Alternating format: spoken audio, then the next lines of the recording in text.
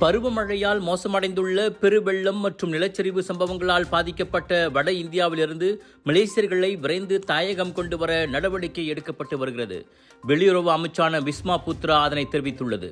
இதுவரை ஜம்மு மற்றும் லடாக்கில் சிக்கிக்கொண்ட மலேசியர்கள் குறித்து தகவல் கிடைத்து அவர்களை புதுடெல்லியில் உள்ள மலேசிய உயர் ஆணையம் தொடர்பு கொண்டது.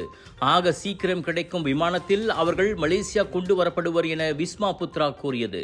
தற்போதைக்கு இமாச்சல பிரதேசம், ஜம்மு காஷ்மீர், பஞ்சாப், அருணாச்சல பிரதேசம் ஆகிய மாநிலங்களில் நிலவரங்கள் அணுக்கமாக கண்காணிக்கப்பட்டு வருகின்றன. பாதிக்கப்பட்ட பகுதிகளில் உள்ள மலேசியர்கள் உள்ளூர் அதிகாரிகளிடம் பதிந்து கொண்டு அவர்களின் உத்தரவுகளை முறையாக பின்பற்ற வேண்டும் என்றும் விஸ்மா புத்ரா அறிவுறுத்தியது. ஜம்மு காஷ்மீரில் உள்ள வைஷ்ணோ தேவி கோயிலுக்கு அருகே நிகழ்ந்த நிலச்சரிவில் குறைந்தது 33 பேர் பலியாகி 20 பேர் காயமடைந்துள்ளது குறிப்பிடத்தக்கது. விலையோ மலிவு, செலவோ குறைவு, தரமோ உயர்வு, மனமோ நிறைவு. மக்களின் தேர்வு என்ரிகோஸ் முழு ஆடை சத்துள்ள பால்மாவு.